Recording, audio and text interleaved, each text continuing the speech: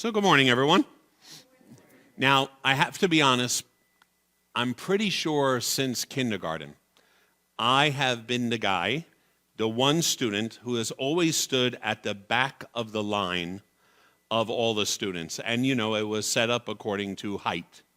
So I feel bad for Zacchaeus because I am standing here before you 6'5", larger than an average bear, and I really don't know what it means to not be able to see over anyone or at any time not having a view.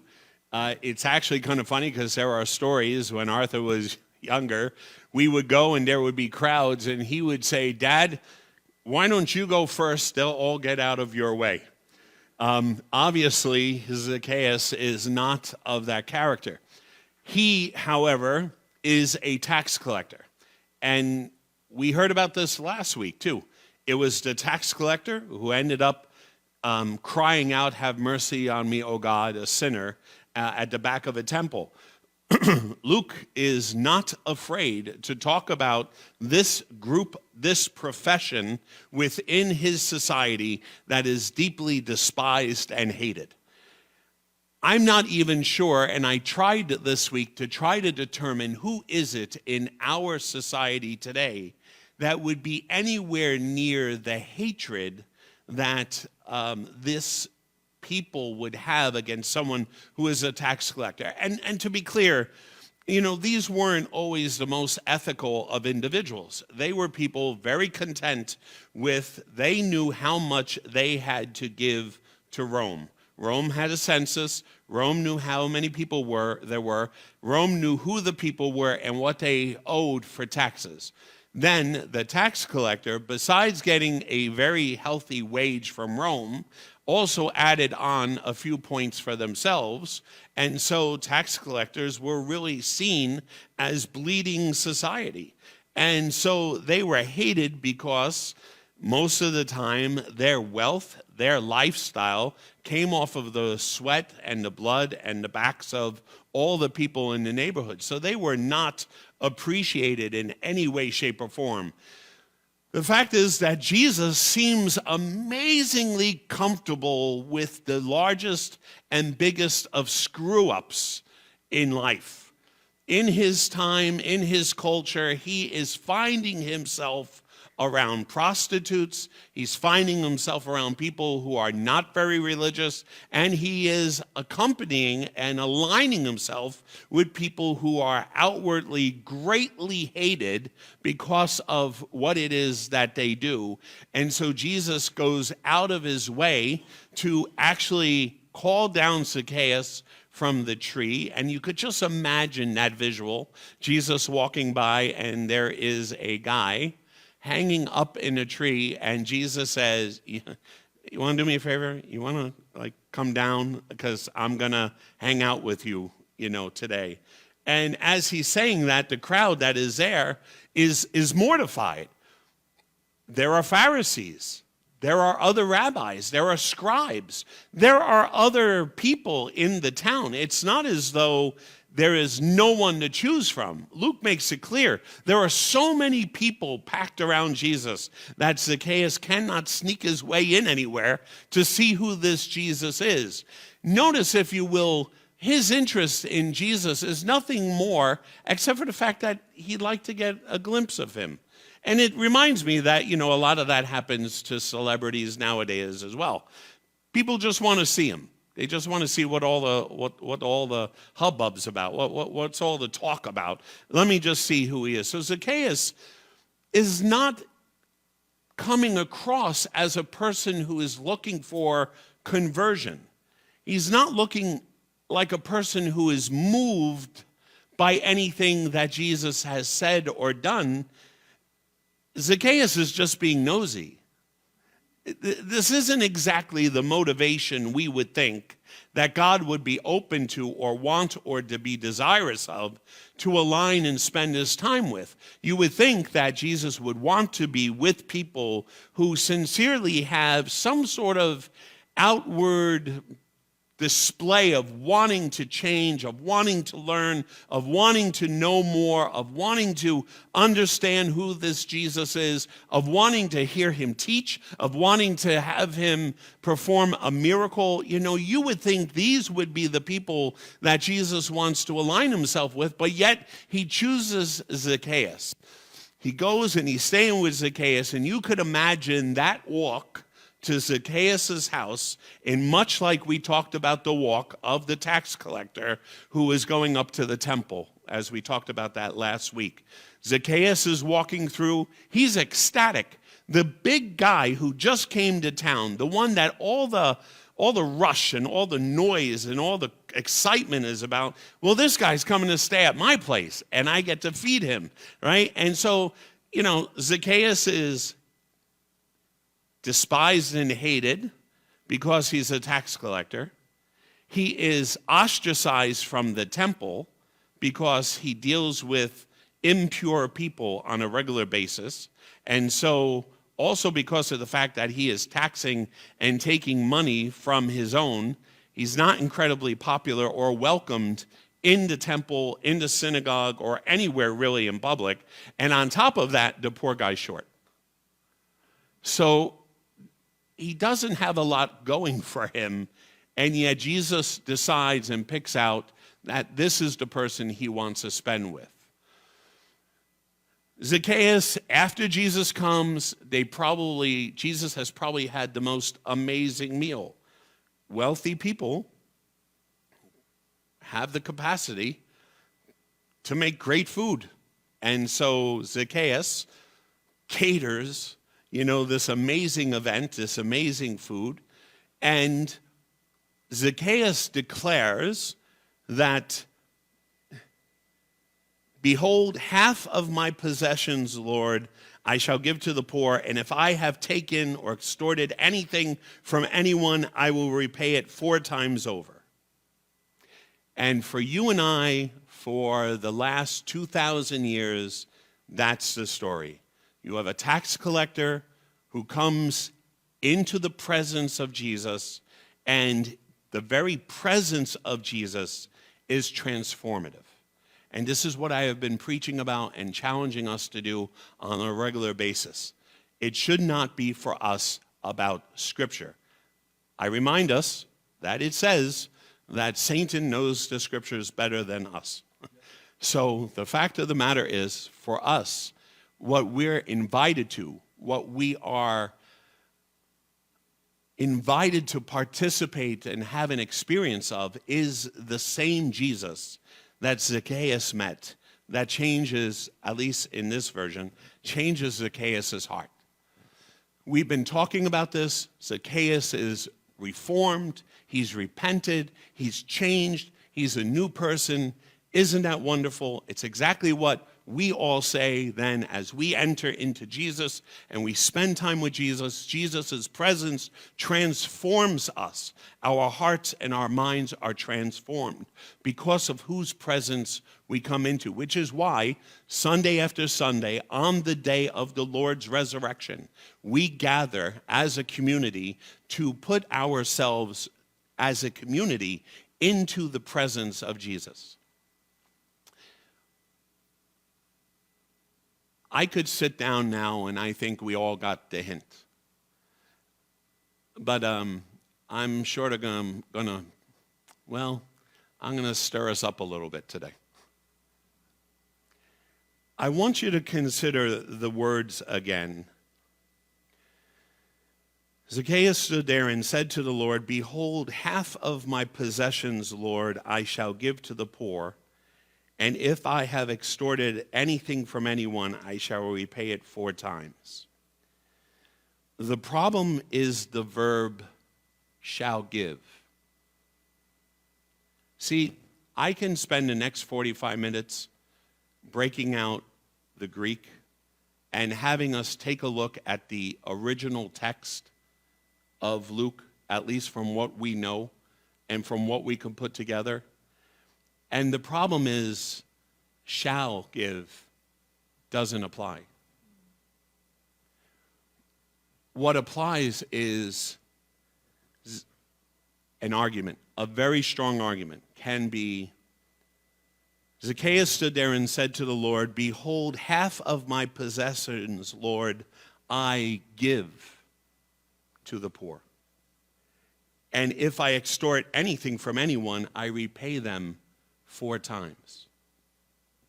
Now, if we have used one formula of the translation to make one point, there's nothing wrong with that, because it's a very valid point, and it's a great lesson, and there's a ton for us to go. But there's also another more profound lesson. If Zacchaeus actually is not the sinner that the crowds think that Zacchaeus is. See, Zacchaeus is doing a job. And we all assess and judge people on a regular basis. We see a guy in a nice car, and we say to ourselves, he's rich. And immediately with that thought of rich, self-centered, lacks generosity. We look at beautiful big houses. We drive by and we go, oh, the people who live there. Well, if they live there, they don't care about anybody else, because look at the size of the house that they have.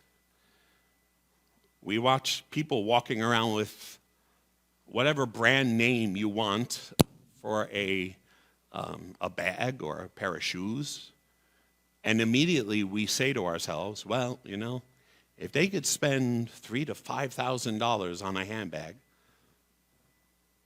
and I'm not picking on women here, I'm simply saying that we make this judgment that if they do that, well, then they don't have any care or concern for anybody else. If we look at CEOs, if we look at people who hold companies, there's immediately a jump that I think we make, that by the very nature that they do these things and hold these jobs and have this type of responsibility and this type of salary, that therefore they are not good, caring, generous, moral people. There's a jump that comes somewhere inside of us, historically, societally, whatever puts it there. We are constantly making judgments of people along the way. See, if Zacchaeus is already giving half of his possessions away to the poor, if Zacchaeus is already so moral and ethical that in his business dealings, if he realizes that he's cheated someone, he goes out of his way to not just give it back, but to pay it fourfold. Zacchaeus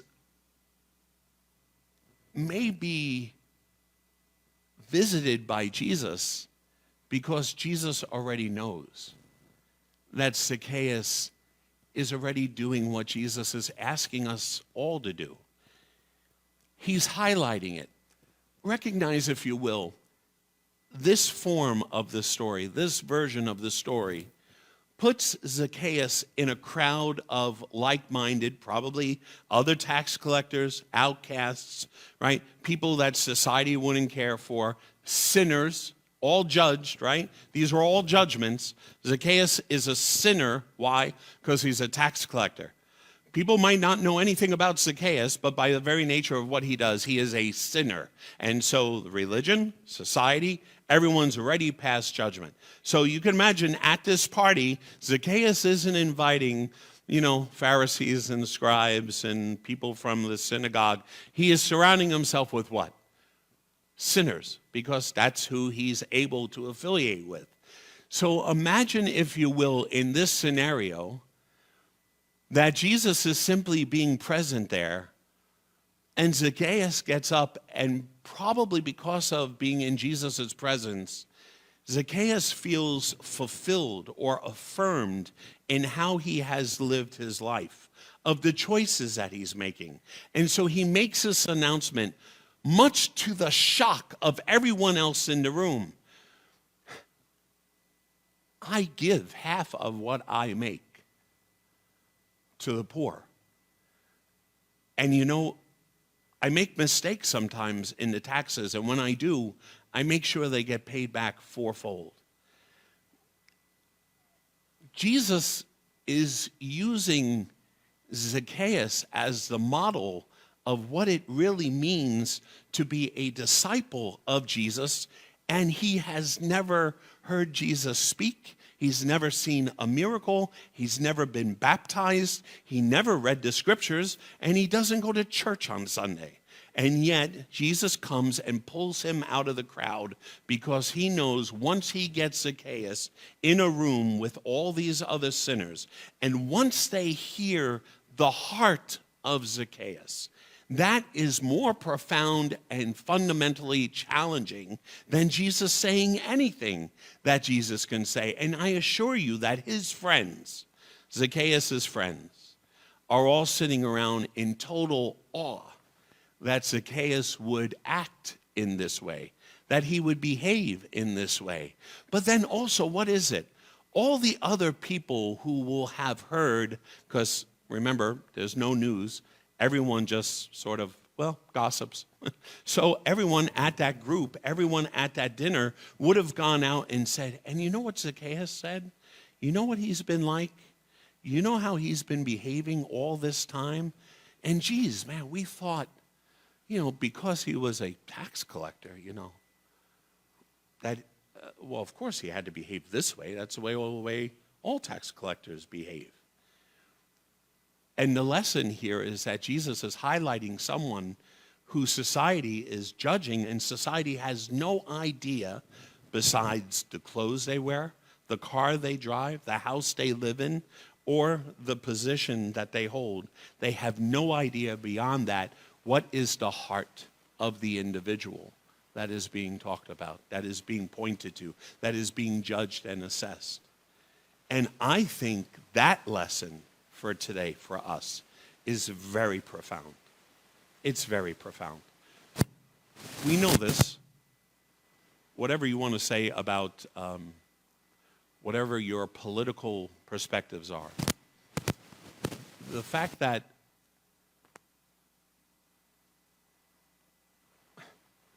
Pelosi's husband is out in public and is attacked. I don't care what your position or thinking is. You made a judgment on a man because he's married to the woman who happens to be the Speaker of the House?